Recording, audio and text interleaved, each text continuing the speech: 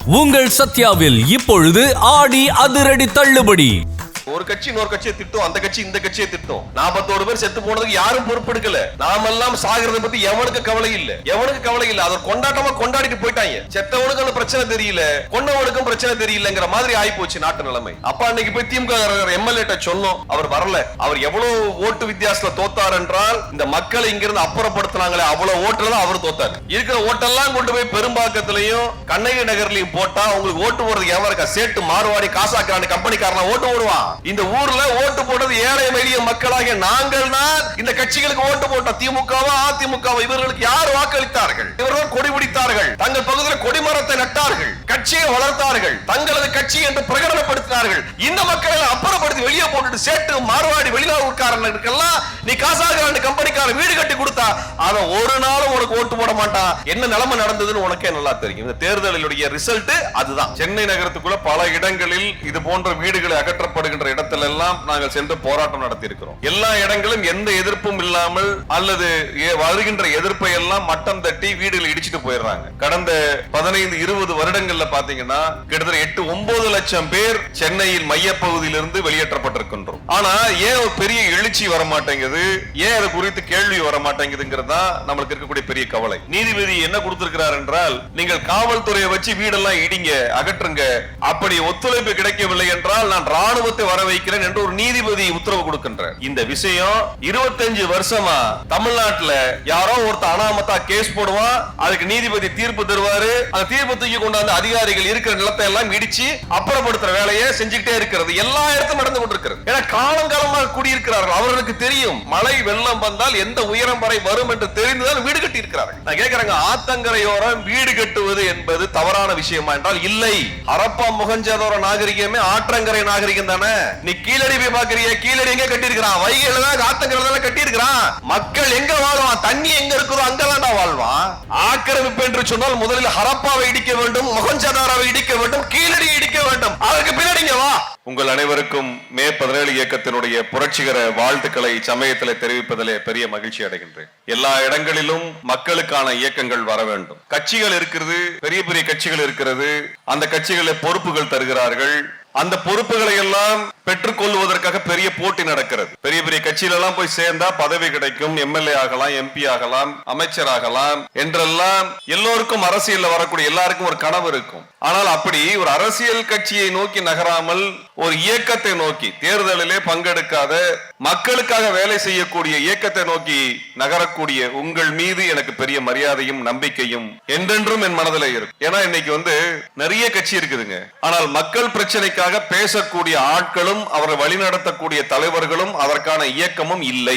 இத்தனை கட்சிகள் இருக்குதுனால், இத்தனை கட்சிகள் இருந்தால் நம் பிரச்சனை எல்லாம் தீர்ந்திருக்க வேண்டும். ஆனால் பிரச்சனைகள் தீரவில்லை, கட்சிகள் வளர்ந்து கொண்டே போகிறது. அதிகாரத்தை நோக்கி புதிதாக ஆட்கள் வந்து கொண்டே இருக்கிறார்கள். புதுசா நம்மளுக்கு சினிமா துறையிலிருந்து ஆட்கள் களமிறங்கி கொண்டே இருக்கிறார்கள். அவர் என்ன செய்ய போறாங்க நம்மளுக்கு தெரியாது. ஆனால் தொடர்ச்சியாக தமிழ்நாட்டில் அதிகாரத்தை தங்கள் கையில் எடுக்க வேண்டும் என்று விருப்பத்தோட வந்துகிட்டே இருக்கிறாங்க. அரசியல்ல பங்கெடுக்கிறதுக்கு எல்லாத்துக்கும் உரிமை இருக்கிறது, மறுப்பு கிடையாது. ஆனால் மக்கள் இடத்துல யார் வேலை செய்யறது? இங்க அனகாபுத்தூர் பகுதியிலே அந்த வீடுகளை அகற்றுறதுக்கு என்கின்ற அந்த மோசமான நடவடிக்கையின் போது இந்த பகுதியில் இறங்கி வேலை செய்வதற்கான வாய்ப்பு கிடைச்சது. சென்னை நகரத்துக்குள்ள பல இடங்களில் இது போன்ற வீடுகளை அகற்றப்படுகின்ற இடத்துல எல்லாம் நாங்கள் சென்று போராட்டம் நடத்தி இருக்கிறோம். எல்லா இடங்களும் எந்த எதிர்ப்பும் இல்லாமல் அல்லது வருகின்ற எதிர்ப்பை எல்லாம் மட்டம் தட்டி வீடுகளை இடிச்சிட்டு போயிடுறாங்க. கடந்த 15-20 வருடங்கள்ல பாத்தீங்கன்னா கிட்டத்தட்ட 8-9 லட்சம் பேர் சென்னையின் மையப்பகுதியிலிருந்து வெளியேற்றப்பட்டிருக்கின்றோம். நம்மை போன்ற சாமானிய குடும்பங்கள் சென்னையினுடைய மையப்பகுதியிலிருந்து அகற்றப்பட்டு கொண்டே இருக்கிறோம். ஆனா ஏன் ஒரு பெரிய எழுச்சி வர மாட்டேங்குது, ஏன் அது குறித்து கேள்வி வர மாட்டேங்குதுங்கிறதா நம்மளுக்கு இருக்கக்கூடிய பெரிய கவலை. எல்லா இடங்களிலும் ஒரே வாக்குறுதி கொடுக்கறாங்க. உங்களுக்கு மாற்று இடம் தருகிறோம் என்று சொல்லுகிறாங்க, ஒரு வீடு தருகிறோம் என்று சொல்லுகிறார்கள். முதல்ல மக்கள் போக விரும்ப மாட்டேங்கிறாங்க. நாங்க இந்த இடத்தை விட்டு போக மாட்டோம்னு சொல்லுவாங்க. அப்புறம் கொஞ்ச நாள் கழிச்சு என்னன்னா, அண்ணே அவன் டோக்கன் வாங்கிட்டாரு, நான் டோக்கன் வாங்கலன்னா எனக்கு பிரச்சனை ஆயிடுச்சு, என்ன பண்றதுன்னு சொல்லி இவங்க டோக்கன் வாங்குறது. அப்ப ஒரு தரப்பு போராடக்கூடிய தரப்பாக இருக்குது, ஒரு தரப்பு சமரசம் செய்யக்கூடிய தரப்பாக இருக்கிறது. இதுக்கு ரெண்டுக்கும் நடுவில் சிக்கி குழம்பி போன மக்களாக இருக்கிறார்கள். அதற்கு பிறகு வீடுகளை இடிப்பதற்கு என்று வழக்கு யாரோ ஒருத்தன் போடுறான், சம்பந்தமே இல்லாம ஒருத்தன் வழக்கு போடுறான். அந்த வழக்கு உண்மையா பொய்யா என்பதை பற்றி கவலைப்படாமல் நீதிமன்றம் தீர்ப்பு தருகிறது, வீடுகளை இடித்து தள்ளுங்கள் என்று. அனகாபுத்தூர்ல வீடு இடிக்கின்ற அந்த உத்தரவை எடுத்து படித்தால் ரத்தம் கொதிக்கிறது. நீதிபதி என்ன கொடுத்திருக்கிறார் என்றால், நீங்கள் காவல்துறையை வச்சு வீடெல்லாம் இடிங்க, அகற்றுங்க, அப்படி ஒத்துழைப்பு கிடைக்கவில்லை என்றால் நான் ராணுவத்தை வர வைக்கிறேன் என்று ஒரு நீதிபதி உத்தரவு கொடுக்கின்றார். அப்படித்தான் அந்த இடத்துல இருக்கக்கூடிய அந்த வீடுகள் இடிக்கப்படுகின்றன. தோழர் சுபாஷ் அவர்களிடத்துல பேசித்தான் இதற்கான வழக்குகளை நகர்த்துகின்ற வேலையை செஞ்சோம். ஒரு திறமையாக வாதாடி ஒரு வழக்கை நடத்தி அந்த வீடு இடிக்கப்படுவதை தடுத்து வைக்கக்கூடிய தீர்ப்பை தோழர் சுபாஷ் பெற்றார். ஆனா என்ன நடந்ததுன்னா, அந்த ஒட்டுமொத்தமா இருக்கக்கூடிய மக்கள்ல ஒரு 4 பேர் இதை எதிர்த்து வேலை செஞ்சுட்டே இருப்பான். அவன் என்ன பண்ணான, எங்களுக்கு எல்லாம் தெரியாமல் போய் மறுபடியும் நீதிமன்றத்துல வேறொரு வழக்கை நடத்துறேன்னு சொல்லி வேறொரு வழக்கறிஞர்கிட்ட கொண்டு போய் சேர்த்து அந்த தடையை நீக்கி விட்டு வந்தார்கள். அதற்கு பிறகு 6 மாதத்திற்குள் வீட்டை இடிச்சிட்டாங்க. நம்மளுக்கு பொதுவா நம்ம வீடு அகற்றப்படுதல் அப்படின்னாலே நம்ம என்ன சொல்லுவோம்னா, நாங்க இத்தனை வருஷம் இப்ப கடைகள் இங்க இருக்கிறது, இந்த கடைகள் எல்லாம் நாளைக்கு எங்களுக்கு இங்க ரிலையன்ஸ் கம்பெனிக்காரன் ஒரு ஷாப்பிங் மால் கட்டுறான், அது கட்டுனா இங்க இருக்க கடைகள்னால எங்களுக்கு வியாபாரம் வராதுன்னு சொல்லி அதிகாரிகளிடம் சொன்னால் இதெல்லாம் ஆக்கிரமிப்பு என்று அடுத்த நாளை நீக்கி விடுவார்கள்.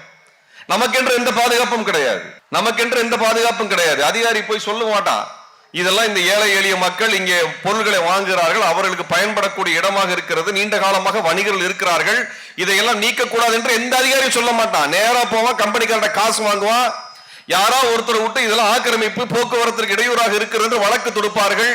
இந்த வழக்கை எப்படி கையாளுவது என்று தெரியாமல் நமது மக்கள், சாமானிய மக்கள், அப்பாவி மக்கள், ஏழை மக்கள் என்ன சொல்லுவாங்கன்னா, காலங்காலமாக இங்க கடை போட்டிருக்கோம், காலங்காலமாக இங்க வாழ்ந்து கொண்டிருக்கோம், காலங்காலமாக எங்கள் வீடு இருக்கிறது, எங்கள் தாத்தா இங்கே தான் வாழ்ந்தார், எனது அப்பா இங்கே தான் திருமணம் செய்து கொண்டார், ஆகவே இந்த இடத்தை எங்களுக்கு தாருங்கள் என்று நீதிமன்றத்தில் அவர்கள் பேசுவார்கள்.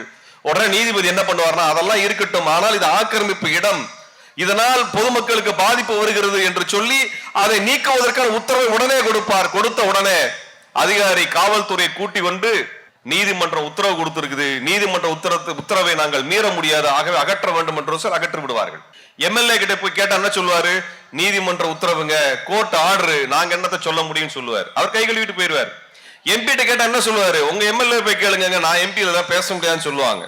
கவுன்சிலரை கேட்டாலோ அல்லது மாநகராட்சியில கொண்டு போய் கம்ப்ளைண்ட் பண்ணாலோ என்ன பண்ணுவாங்கன்னா, இதெல்லாம் நீதிமன்ற உத்தரவு, நாங்கள் ஒன்றும் செய்ய முடியாது என்று சொல்லி கை கழுவி மூடி விடுவார்கள். இந்த விஷயம் 25 வருஷமா தமிழ்நாட்டுல யாரோ ஒருத்தர் அனாமத்தா கேஸ் போடுவான், அதுக்கு நீதிபதி தீர்ப்பு தருவாரு, அந்த தீர்ப்பு தூக்கி கொண்டாந்து அதிகாரிகள் இருக்கிற நிலத்தை எல்லாம் இடிச்சு அப்புறப்படுத்துற வேலையை செஞ்சுக்கிட்டே இருக்கிறது எல்லா இடத்தும் நடந்து கொண்டிருக்கிறது. எனக்கு தெரிஞ்சு நான் 15 வருஷமா அதை பார்த்துட்டு இருக்கிறேன். எப்படி தடுக்கிறது ஒண்ணு நல்லா தெரிஞ்சுக்கோங்க. உங்களுக்கு இது போல ஆக்கிரமிப்புன்னு சொல்லி அகற்ற வந்தானா தயவு செஞ்சு நீதிமன்றத்துக்கு போகாதீங்க. யோக்கியமானவர்கள் இருந்தால் அவர்கள் நேரடியாக வந்து கடையை பார்த்து, மக்களை பார்த்து, குடும்பங்களை பார்த்து, குழந்தைகளை பார்த்து, பள்ளிக்கூடங்களை படிக்கக்கூடிய மாணவ செல்வங்களை பார்த்து தீர்ப்பு எழுதுவார்கள். திருப்பரங்குன்ற மலை மேல ஏறி தீபம் ஏற்றலாமா வேண்டாமான்னு பார்க்கக்கூடிய நீதிபதிகள் நமது குடிசைகளுக்கும் வீடுகளுக்கும் வருவதில்லை, கடைகளை எட்டி பார்ப்பது இல்லை. அவனுக்கு அதுக்குதான் நேரம் இருக்கும். திருப்பரங்குன்ற மலை மேல ஏறி அங்க தீபம் ஏற்றலாமா இல்லையான்னு பார்ப்பதற்காக போகின்ற நீதிபதிகள் நமக்கு நீதி கிடைப்பதற்காக நமது வீடு நோக்கி வருவதில்லை, இடம் நோக்கி வருவதில்லை, கடைகளை பார்ப்பதில்லை, வாழ்வாதாரத்தை பற்றி கவலை கொள்வதில்லை. நீதிமன்றத்துக்கு போகாதீங்க. அதிகாரி அதற்கேற்ற வகையிலே அவன் ஆவணங்களை மாற்றி வைத்திருப்பான், திருத்தி வைத்திருப்பான், திருட்டுத்தனமாக மாற்றி வைத்திருப்பான், பொய் சொல்லுவான். அவனை கேள்வி கேட்பதற்கு நம்மால் முடியாது. உடனடியாக பத்திரிகைக்காரன் என்ன பண்ணுவான்னா, ஒரு கட்டுரை போடுவான். இந்த ஆற்றங்கரை ஓரத்தில் எல்லாம் இந்த மக்கள் ஆக்கிரமிப்பாக வீடு கட்டுகிறார்கள், இந்த வீடுகளை கட்டுப்படுத்துபவர்கள் அரசியல்வாதிகளோடு தொடர்புடையவர்களாக இருக்கிறார்கள், அவர்கள் மாஃபியாக்களாக இருக்கிறார்கள், அவர்கள் சட்டவிரோதமாக இவர்களிடத்திலே வாடகைகளை வசூலித்துக் கொண்டு இந்த நிலத்தை எல்லாம் கைப்பற்றி ஒரு மாஃபியா ராஜ்யம் நடத்தி கொண்டிருக்கிறார்கள் என்று ஆங்கில பத்திரிகையில் எழுதுவான். நம்மால் ஆங்கில பத்திரிகை படிக்க மாட்டான். வந்தது உண்மையா பொய்யா என்றல்ல, வந்ததே தெரியாது. ஆனால் நீதிபதி தீர்ப்பு எழுதும் போது எழுதுகிறார், டைம்ஸ் ஆஃப் இந்தியா பத்திரிகையிலே இது போன்று ஆற்றங்கரையோரம் இருக்கக்கூடிய வீடுகளை எல்லாம் அரசியல்வாதிக்கு தொடர்புடையவர்கள் வீடு கட்டி அங்கே விற்பனை செய்து கொண்டிருக்கிறார்கள், வாடகை வசூலித்துக் கொண்டிருக்கிறார்கள், அங்கே திருட்டுத்தனமாக ஒரு தொழில் நடந்து கொண்டிருக்கிறது, அந்த மாஃபியா தொழிலை தடுத்து நிறுத்த வேண்டும் என்றால் அந்த வீடுகளை அகற்ற வேண்டும் என்று உத்தரவு கொடுத்தார். யாரு? டைம்ஸ் ஆஃப் இந்தியா பத்திரிகையில் வந்த கட்டுரையை பார்த்து. நீதிபதி என்றால் சாட்சியங்களை பார்க்க வேண்டும், விசாரிக்க வேண்டும், விசாரித்தது உண்மையா என்று ஆய்வு செய்ய வேண்டும், அதற்கு பிறகு தீர்ப்பு தர வேண்டும். ஆனால் அப்படி நடப்பதில்லை. டைம்ஸ் ஆஃப் இந்தியா பத்திரிகைக்காரன் எழுதுவான் கட்டுரையை. ஏன் எழுதுறான்? வியாழக்கிழமை கட்டுரை எழுதுறான், வெள்ளிக்கிழமை கட்டுரை எழுதுறான், சனிக்கிழமை பத்திரிகை எடுத்து பாருங்க, டைம்ஸ் ஆஃப் இந்தியா பத்திரிகை எடுத்து பாருங்க, இந்து பத்திரிகை எடுத்து பாருங்க. இந்த வீடு கட்டக்கூடிய காசா கிராண்ட் கம்பெனிக்காரன் 4 பக்கம் விளம்பரம் கொடுத்திருப்பான். ஒரு பக்கம் விளம்பரத்துக்கு 11 லட்சம் ரூபாய், 4 பக்கம் விளம்பரத்துக்கு 45 லட்சம் ரூபாய் கொடுத்து வச்சிருப்பான். 45 லட்சம் ரூபாய் விளம்பரம் கொடுக்கிறவனுக்காக இவன் 2 நாளைக்கு முன்னாடி ஒரு கட்டுரை எழுதுவான். அந்த கட்டுரை என்னன்னா, இதெல்லாம் ஆக்கிரமிப்புகள் என்று எழுதி வைப்பான். 2 நாள் கழிச்சு அதே பத்திரிகையில் விளம்பரம் வரும். என்னவென்றால், ஆற்றை பார்த்தவாறு இருக்கக்கூடிய ஒரு அருமையான வீடுகளை நாங்கள் ஆற்றங்கரையிலே கட்டி கொடுக்கிறோம், நீங்கள் அடையாளை பார்த்து கொண்டு அற்புதமான வாழ்க்கை நடத்தலாம் என்று காசா கிராண்ட் கம்பெனிக்கார இதே பத்திரிகை விளம்பரம் தருவான். அதையும் அந்த நீதிபதி பார்ப்பார். அந்த நீதிபதி அதையும் பார்ப்பார். அது ஆக்கிரமிப்பா இல்லை என்று கேட்க மாட்டார். அவருக்கு அது தேவையில்லை. அவருக்கு காசா கிராண்ட் ஒரு வீடு கிடைச்சா போதும், அவங்களுக்கு ஒரு வீடு கிடைச்சா போதும்.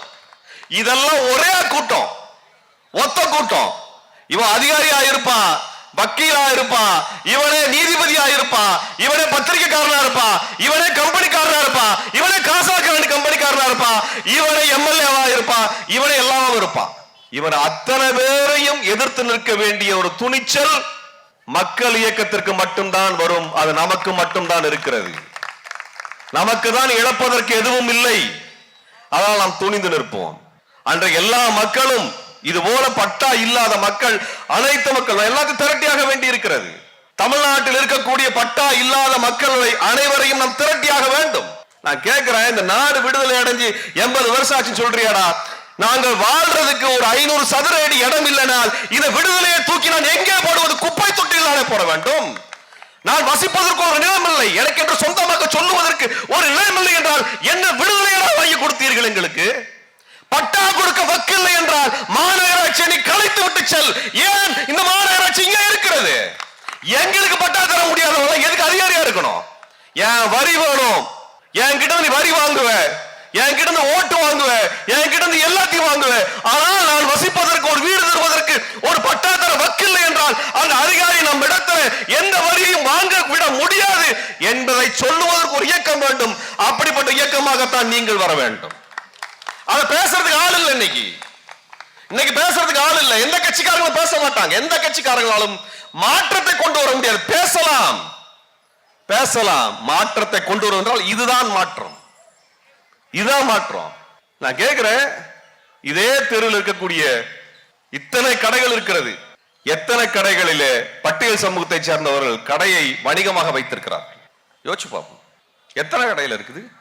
இதே மவுண்ட் ரோடு சொல்லுகிறோமே, இந்த அண்ணா சாலையில எத்தனை கட்டிடங்கள் நம் மக்களுக்கு சொந்தமான கட்டிடங்களாக இருக்கின்றன. இவ்வளவு பெரிய கட்டிடங்களை பார்க்கிறோமே, அந்த கட்டிடத்து சொந்தக்காரன் யாரு? அவனுக்கு கிடைக்கக்கூடிய அந்த வாடகையினுடைய அளவு எவ்வளவு? நம்ம வாழ்நாள் முழுக்க சம்பாதிச்சாலும் கிடைக்காத அளவு. நம்மளுக்கு வசிக்கிறதுக்கு இடம் இல்லைங்க, ஆனா நம்ம சுத்தி இந்த நிலத்தை வைத்து சம்பாதிக்கக்கூடிய ஏராளமான பேர் வசித்துக் கொண்டிருக்கிறார்கள். நமக்கு 2 கைகளை வைத்து உழைத்து இந்த கடைகளிலும் இந்த வணிகங்களிலும் இந்த கம்பெனிகளிலும் நமது உழைப்பை கொடுப்பதற்கும் நமது பணத்தை கொடுப்பதற்கு மட்டும்தான் நாம் வாழ்கிறோம். வேற எதுக்கும் கிடையாது. அடுத்த தலைமுறை அது மாறணும். தமிழ்நாட்டில் ஒரு கோரிக்கை இருக்கிறதா, நம்மளுக்கு மாசம் நம்ம பெண்களுக்கு 1000 ரூபாய் கொடுக்குறாங்களா, வரவேற்கிறோம். இலவசமா மிக்சி கொடுக்குறீங்களா, வரவேற்கிறோம். இலவசமா வாஷிங் மிஷினும் கொடுங்க, எல்லாத்தையும் கொடுங்க, அது தப்பு கிடையாது. இந்த அரசாங்கம் நமக்கு இலவசமாக அனைத்தையும் கொடுத்தாக வேண்டும். வீட்டையும் கொடுத்தாகணும், நிலத்தையும் கொடுத்தாகணும். வேற எதுக்குடா நாட்டு நடத்திட்டு இருக்கிறீங்க? எதுக்கு நாட்டை நடத்துறீங்க? எதுக்கு நாங்க வரி கட்டுறோம்? நீங்க ஒரு 20,000 ரூபாய் சம்பளம் வாங்குறீங்கன்னா அதுல 12% போட்டீங்கன்னா 2400 ரூபாய் இந்த அரசாங்கத்துக்கு வரியா தண்டம் எழுதிட்டு இருக்கிறோம். மாசம் 20,000 ரூபாய் சம்பாதிக்கிறீங்கன்னா 2400 ரூபாய், குறைஞ்சபட்சம் 2000 ரூபாய் நீங்க வரி கட்டுறீங்க. மறந்துடாதீங்க, உங்களுடைய வருமானத்தில் 10% வரியாக கட்டிக் கொண்டிருக்கிறீர்கள், 30% வாடகையாக கட்டிக் கொண்டிருக்கிறீர்கள். மிஞ்சி இருக்கக்கூடிய 60% தான் நீங்கள் அத்தனையையும் நீங்கள் உருவாக்கி கொள்ள வேண்டும். வேற வழியே இல்லாம இருக்குது. 100 ரூபாய்க்கு மொபைலுக்கு ரீசார்ஜ் போட்டீங்கன்னா 12%, 12 ரூபாய், 18 ரூபாய் என்ன பண்றீங்க? வரி கட்டுறீங்க. வரி கட்டாத ஒரு பொருள் கிடையாது. எல்லா இடத்துக்கும் வரி கட்டுறீங்க, எல்லாத்துக்கும் வரி கட்டுறீங்க.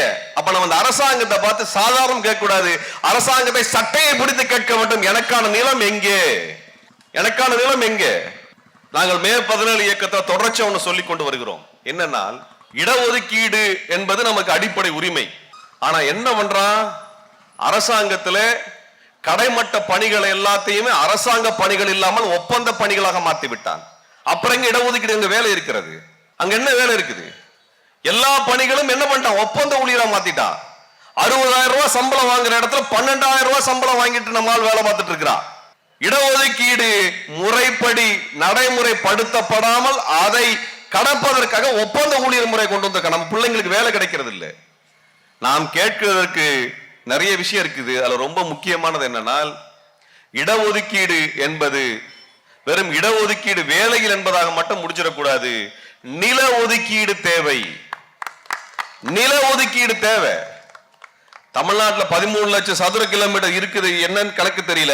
நான் நினைச்சாலும் 13 லட்சம் சதுர கிலோமீட்டர் இருக்குன்னா அதுல என் மக்களுக்கு நிலம் இல்லாமல் இருக்கு என்றால் இந்த நாடு சுதந்திரம் அடைந்தது என்று சொல்லுவதற்கு எந்த அர்த்தமும் கிடையாது. மக்கள் தொகை 21%, 24% பட்டியல் சமூகத்தவர் இருக்கிறார்கள் என்றால் 24% அளவில் நிலம் இருக்கணும்ல. நிலம் நம்ம கிட்ட இருக்குதா? யோசிச்சு பாருங்க. என்ன வேலை நமக்கு இருக்கிறது? அந்த வேலையெல்லாம் முறைப்படுத்தப்பட்ட வேலையாக இருக்கிறதா? வளர்ச்சிக்கான வேலைகளாக இருக்கிறதா? இல்லை. இங்க சிப்காட் வருகிறது, தொழிற்சாலைகள் வருது. எத்தனை தொழிற்சாலைகள், துணை தொழிற்சாலைகள், சப்கான்ட்ராக்ட் எடுக்கக்கூடிய கம்பெனி நம்மால் கம்பெனியா இருக்கிறான். சொல்லுங்க, ஏன் நம்மளுக்கு வைக்க முடியாதா? நமது மக்கள் இடத்துல பொறியாளர்கள் கிடையாதா? ஒரு ப்ரொடக்ஷன் கம்பெனி நம்மால் நடத்த முடியாதா? ஒரு குவாலிட்டி கண்ட்ரோல் கம்பெனி நடத்த முடியாதா? நம்மளால ஒரு நிறுவனம் நடத்த முடிகிறதா? அதை கேளுங்க, அதுக்கு தயார் பண்ணுங்க. அவங்கிட்ட போய் நமக்கு வேணுங்கிற உதவியை கேட்பதல்ல, அதுல பங்கு கேட்க வேண்டும். நீ சிப்காட் கொண்டு வரியா, இருங்காட்டு காட்டு கொண்டு வரியா, எதை கொண்டு வந்தாலும் எனக்கு அதுல பங்கு இருக்க வேண்டும். எனக்கு அதுல பங்கு இருக்கணும்.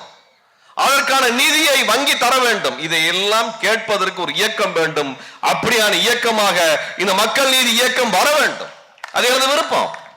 நம்ம ஏதோ பஞ்சாயத்து ஆச்சுன்னா போய் நின்று மக்களுக்காக சண்டை போடுறது மட்டுமல்ல. நமக்கு என்ன தேவை?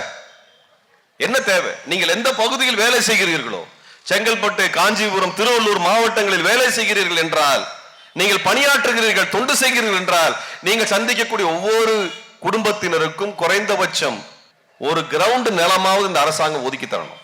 நிலத்துல பங்கு கேட்பாங்க, தப்பு என்ன இருக்கு? நிலம்தான் முதலீடு, நிலம்தான் முதலீடு.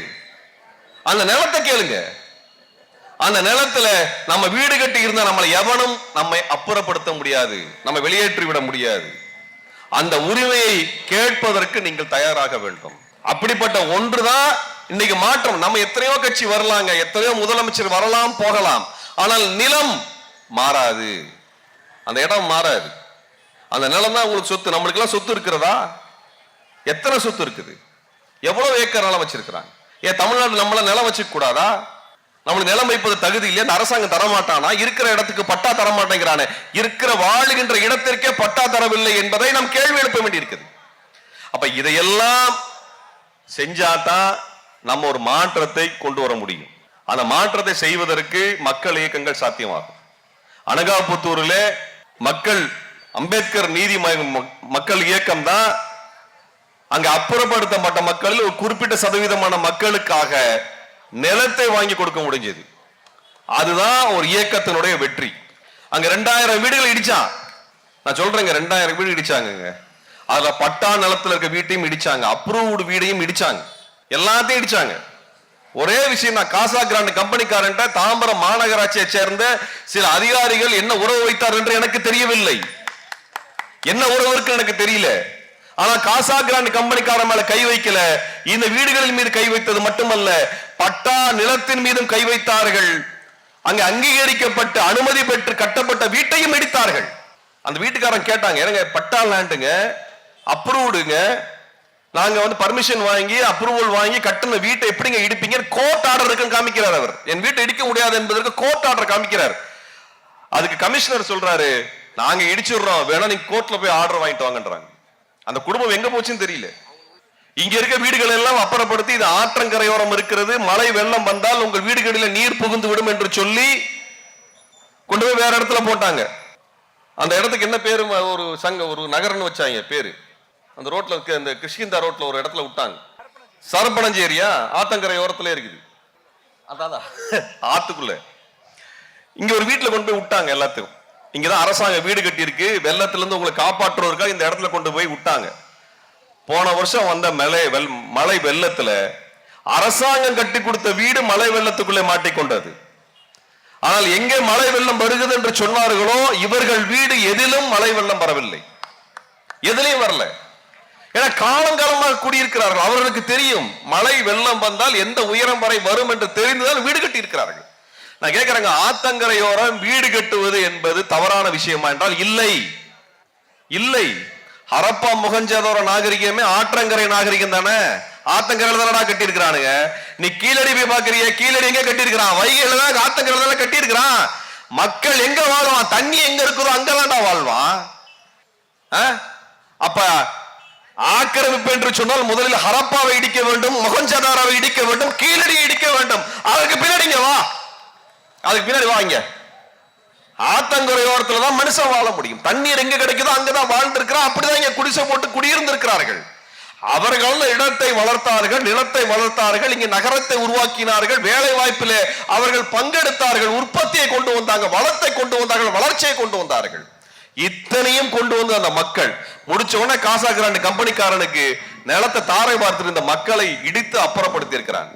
இதுக்கு அதிகாரிகளிடத்துல பெரிய அளவுக்கு இவங்களுக்குள்ளாக ஒரு ஒற்றுமை இருக்கிறது. மொத்தமா பணத்தை கூறு போட்டுக்கிறான், மொத்தமா பணத்தை கூறு போட்டுக்கிறான். இங்க சிஆர்ஆர்டி ஒரு கம்பெனியை உருவாக்கி இருக்கிறான். கூவம் ரிவர் ரெஸ்டோரேஷன் ட்ரஸ்ட் ஒரு கம்பெனியை உருவாக்கி அதிகாரிகள் இதுக்கு இடிக்கிறதுக்குன்னு ஒரு காசு வாங்குறான். இடிச்சதை அப்புறப்படுத்துவதற்கு ஒரு காசு, அதற்கு பிறகு அங்கே பூங்கா கட்டுவதற்கு ஒரு காசு. இத்தனையும் இந்த அதிகாரிகளுக்கு போகிறது. நம்மளுக்கு ஒரு வேலை இருக்குதுங்க. நான் பரந்தாம தோழட்டையும் சொல்லிடுறேன், தோழ வைரோன்னு சொல்லிக்கிறேன். என்னன்னா இனி இவங்க வந்தாங்கன்னா நம்ம இவங்க கிட்ட போய் மல்லு கட்டிட்டு இருக்குது ஒரு பக்கம், போராட்டம் மட்டும் ஒரு பக்கம் இருக்கட்டும். எந்த அதிகாரி எல்லாம் வந்து வீட்டை இடிக்கிறேன்னு சொல்றானோ அவன் எவனும் யோக்கியனா இருக்க மாட்டான், அவன் கை சுத்தமானதாக இருக்காது. அவன் என்னென்னலாம் ஊழல் பண்றானோ அந்த ஊழல் எல்லாம் எடுத்துக்கணும், முதல்ல வெளியே போடுவோம். நம்ம அதிகாரிகள் சொல்லி ஆனோம், நீங்களாம் என்ன யோக்கியன்னு எங்களுக்கு நல்லா தெரியும். நீ பெரிய யோக்கியம் மாதிரி இதெல்லாம் நாங்க அப்புறப்படுத்தி இந்த நகரத்தை சுத்தமாக்கணும்னு வந்தேன்னா நீ என்னென்னலாம் ஊழல் பண்ணிருக்கிறியோ அதையெல்லாம் எடுத்து வெளியே கொண்டு வர்றதுக்கு எங்க தோழர்களுக்கு ரொம்ப நேரம் ஆகாது. நீ இடிக்கிறேன்னு வந்து அதுக்கு அடுத்த வாரம் நீ எங்க லஞ்சம் வாங்கணும், அதுக்கு எதிராக போஸ்டர் வரும், போராட்டம் நடக்கும். நீ யோகியனா இருந்தா பார்த்திருக்க, நீ நேர்மையா இருந்தா பார்த்திருக்க. நீ தான் இங்க லஞ்சம் வாங்கக்கூடியவராக பெரிய பெரிய கம்பெனிகளுக்கு கையூட்டு பெறக்கூடியவராக இருக்கும் பட்சத்துல உனது கை எனது வீட்டின் மேல் படக்கூடாது என்கின்ற உறுதியை நாம் வச்சுக்கணும். அப்படி செஞ்சாதான் இந்த அதிகாரிகள் அடங்குவாங்க. இவங்களுக்கு என்னன்னா இங்க இருக்கக்கூடிய வீடுகள் மொத்தம் 50,000 வீடுகள் இடிப்பதாக இருக்கிறார்கள். 50,000 வீடுகள் இடிப்பதாக அவர்கள் திட்டம் வைத்திருக்கிறார்கள். இந்த 50,000 வீடுகளை இடித்து அதற்கான நிதியை பெற்றுக்கொண்டு அந்த நிதி அவர்களுக்குள் பங்கு போட்டுக் கொண்டு அவர்கள் வளர்ந்து போயிடுவான். நம்மால் ரோட்ல இருப்பான், நம்மால கொண்டு போய் பெரும்பாக்கத்துல போட்டிருப்பான், புதுப்பாக்கத்துல போட்டிருப்பான். அங்கிருந்து எப்படி அந்த குழந்தைங்க பள்ளிக்கூடத்துக்கு போகும்? எப்படிங்க பள்ளிக்கூடத்துக்கு போகும்? அந்த குழந்தைகளுடைய எதிர்காலம் என்ன? அங்க பள்ளிக்கூடமும் கிடையாது, ஒண்ணு. குழந்தைகளுடைய பள்ளி கல்வி என்பது தடைப்பட்டு விடுகிறது. இங்க அழகு மீனான ஒரு கமிஷனர் இருந்தாங்க. அவங்க வீடு இடிக்க வரும் பொழுது அங்க அனகாபுத்தூர்ல அந்த குழந்தைகள் கேட்கிறாங்க, நாங்கெல்லாம் பள்ளிக்கூடத்துக்கு போயிட்டு இருக்கிறோம், பரீட்சை வரப்போகுது, இப்போ வந்து இடிக்கிறீங்க கேட்டப்ப அந்த அம்மா சொன்னதாக சொன்னார்கள். இதுகெல்லாம் படிச்சு என்ன ஆக போகுது என்று அதிகாரிகள் சொன்னது, அந்த அதிகாரிகள் பேசியதாக அந்த மக்கள் சொன்னார்கள், குமரி சொன்னார்கள். அப்படிப்பட்ட அதிகாரி என்ன லஞ்சம் வாங்குறான்னு கண்டுபிடிக்கிறது எவ்வளவு நேரம் ஆகும்? எவ்வளவு நேரம் ஆகும்? வண்டவாளத்துல எடுத்து வெளியே போறீங்க எவ்வளவு நேரம் ஆகும்? அதனால இங்கு ஏழை எளிய மக்கள் மீது கை வைத்தால் அவர்களுடைய வண்டவாளங்களை வெளியில் கொண்டு வரக்கூடிய அளவுக்கு நமக்கு துணிச்சல் இருக்க வேண்டும். அந்த வகையில செயல்பட்டானா சாத்தியம். நல்லா சொல்றேன் கேட்டுக்கோங்க, இது ஏதோ அனகாபுத்தூருக்கு நடந்துருச்சு, சண்முக சாலைக்கு நடக்காதன்னு நினைச்சுக்காதீங்க. இவனுக்கு பட்டா தராம வச்சதுக்கு காரணமே நகரத்தினுடைய மையப்பகுதியினுடைய நிலத்தினுடைய மதிப்பு கோடிக்கணக்கில் போயிருச்சு. புதுசா நிலம் கிடையாது, புதுசா கம்பெனி டெவலப் பண்ற நிலம் கிடையாது. எந்த நிலத்தை எடுக்கணும்னா உங்க வீட்டு நிலத்தையும் என் வீட்டு நிலத்தை தான் எடுக்கணும். அதுக்குதான் பட்டா கொடுக்காம வச்சிருக்கிறான். ஒவ்வொன்னா சிஸ்டமேட்டிக்கா ஒவ்வொரு இடமா எடுத்துட்டே வந்துட்டு இருக்கிறான். இது கிட்டத்தட்ட 18 வருஷமா நடக்குது. 18 வருஷமா நடக்குது. ஒரே நாள்ல பண்ணியிருந்தானே எல்லாரும் சேர்ந்து எடுத்திருப்பான். அனகாபுத்தூர் பிரச்சனையா 2000 பேரு. அதுக்கப்புறம் இந்த 4 நாளைக்கு முன்னாடி பூந்தமல்லியில் எடுத்திருக்கிறான். இப்படி பாத்தீங்கன்னா மாசத்துக்கு ஒரு இடத்துல எடுத்துக்கிட்டே இருக்கிறான். அப்ப அன்னைக்கு போய் திமுக எம்எல்ஏ சொன்னோம், அவர் வரல. அவர் எவ்வளவு ஓட்டு வித்தியாசத்துல தோத்தார் என்றால் இந்த மக்களை இங்கிருந்து அப்புறப்படுத்தினாங்களே அவ்வளவு ஓட்டுல தான் அவர் தோத்தார். இருக்கிற ஓட்டெல்லாம் கொண்டு போய் பெரும்பாக்கத்திலையும் கண்ணகி நகர்லயும் போட்டா உங்களுக்கு ஓட்டு போடுறதுக்கு எவன் இருக்கா? சேட்டு மார்வாடி காசாக்கான கம்பெனிக்காரன் ஓட்டு போடுவான். எங்க மக்கள் தான் ஓட்டு போடணும். உங்களுக்கு யார் ஓட்டு போட்டு கத்தல காலத்துல? இந்த ஊர்ல ஓட்டு போட்டது ஏழை எளிய மக்களாகிய நாங்கள் தான் இந்த கட்சிகளுக்கு ஓட்டு போட்டோம். திமுகவோ அதிமுகவோ இவர்களுக்கு யார் வாக்களித்தார்கள்? இந்த ஏழை எளிய மக்கள் தான் வாக்களித்தார்கள். இவர்கள் கொடி பிடித்தார்கள், தங்கள் பகுதியில் கொடிமரத்தை நட்டார்கள், கட்சியை வளர்த்தார்கள், தங்களது கட்சி என்று பிரகடனப்படுத்தினார்கள். இந்த மக்களை அப்புறப்படுத்தி வெளியே போட்டுட்டு சேட்டு மார்வாடி வெளிநாட்டுக்காரனுக்கெல்லாம் நீ காசாக கம்பெனிக்கார வீடு கட்டி கொடுத்தா அவன் ஒரு நாளும் உனக்கு ஓட்டு போட மாட்டான். என்ன நிலைமை நடந்ததுன்னு உனக்கே நல்லா தெரியும். இந்த தேர்தலுடைய ரிசல்ட் அதுதான். அதான் ரிசல்ட். எத்தனை லட்சம் வீடுகள் பாதிக்கப்பட்டதோ அத்தனை வாக்குகள் உங்களை விட்டு பறி போனது. மறந்து விடாதீர்கள், மறந்து விடாதீர்கள். எல்லாருக்கும் தான் நடந்தது. அன்பானவர்களே, நமக்கென்று வலிமை இருக்கிறது. அந்த வலிமை நமது ஒற்றுமை தான். நாம் எதை கேட்க வேண்டும் என்று தெளிவாக நின்று போராடி பெற்றாக வேண்டும். இந்த நகரம் வளர்ச்சி அடையுதுங்க. இந்த புறநகர் பகுதியில் இருக்கக்கூடிய குடிசைகள் வீடுகள் எல்லாம் அகற்றப்படும். எழுதி வச்சுக்கோங்க. இனிமேல் தான் பெரிய போராட்டமே இருக்குது. ஒரு அங்குல நிலத்தை கூட கொடுத்துறாதீங்க. நிலம் தான் இன்னைக்கு சொத்து, வேற எதுவும் கிடையாது. மேல கட்டிருக்கக்கூடிய கட்டடம் பில்டிங் எதுவும் கிடையாது. நிலம் தான் சொத்து. திரும்ப நிலத்தை நீங்க வாங்க முடியாது. அனகாபுத்தூரை விட்டு அப்புறப்படுத்தப்பட்ட மக்கள் திரும்ப அனகாபுத்தூருக்கு வர முடியாது. அந்த இடத்துல நிலத்தை வைக்க முடியாது. அங்க பட்டா கொடுத்திருந்தா அந்த நிலத்தினுடைய மதிப்பு என்ன?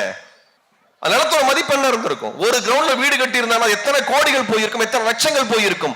அதையெல்லாம் இல்லாமல் அந்த மக்களை ஓட்டாண்டிகளாக, ஏழைகளாக, பஞ்சை பராரிகளாக அந்த இடத்தை விட்டு துரத்தி இருக்கக்கூடிய நிலைமை நாளைக்கு இந்த மாவட்டத்தில் கூடிய யாருக்கும் எந்த குடும்பத்துக்கும் வரக்கூடாது என்ற உறுதிமொழி நம்ம எடுப்போம். அப்படியான நிலைமை எங்கெல்லாம் அகற்றார்கள் என்று வருகிறார்களோ அந்த இடத்திற்கெல்லாம் தோழர் சுபாஷ் வருவார், தோழர் திருமுருகன் வருவோம். மே 14 இயக்கம் நிச்சயமாக உங்களோட வந்து நிற்கும். உங்களோட நாங்கள் வந்து நிற்போம். ஆகவே அன்பானவர்களே, இதை நினைவில் வைத்துக் கொள்ளுங்கள். இதுக்குதான் ஒரு இயக்கம் என்பது தேவை. கட்சிக்காரர்கள் இதையெல்லாம் பேச மாட்டார்கள். எந்த கட்சி இதை பேசாது. ஒரு கட்சி இன்னொரு கட்சியை திட்டும், அந்த கட்சி இந்த கட்சியை திட்டும். 41 பேர் செத்து போனதுக்கு யாரும் பொறுப்பெடுக்கல. நாமெல்லாம் சாகிறத பத்தி எவனுக்கு கவலை இல்லை, எவனுக்கு கவலை இல்லை. அதை கொண்டாட்டமா கொண்டாடிட்டு போயிட்டாங்க. செத்தவனுக்கு அந்த பிரச்சனை தெரியல, கொண்டவனுக்கும் பிரச்சனை தெரியலங்கிற மாதிரி ஆகி போச்சு நாட்டு நிலைமை. நம்மளை நம்ம தான் காப்பாத்திக்கணும். எந்த கட்சிக்காரங்களும் காப்பாற்ற மாட்டாங்க. தயவு செஞ்சு அதை நினைவில் வைத்துக் கொண்டு கனவில் இல்லாமல் ஒரு இயக்கமாக, மக்கள் இயக்கமாக வர்றதுல ஒரு பெருமை இருக்கிறது. நம் மீது மக்களுக்கு மரியாதை வரும், அன்பு வரும். அதை விட பெரிய செல்வம் வேறு எதுவும் கிடையாது. அந்த வகையில் இன்றைக்கு ஒரு பெரும் பாய்ச்சலை நடத்தி கொண்டிருக்கக்கூடிய அம்பேத்கர் மக்கள் நீதி இயக்கம், ஒரு அருமையான பெயர், மக்கள் நீதி இயக்கம். அது அம்பேத்கருடைய கொள்கை வழி நடக்கக்கூடிய இந்த இயக்கம் நிச்சயம் ஒரு பேரும் புகழும் பெற்று தமிழ்நாடு அளவிலே போற்றப்படக்கூடிய இயக்கமாக நிச்சயமாக திகழும் என்ற நம்பிக்கையோடு விடைபெறுகிறேன். நன்றி, வணக்கம்.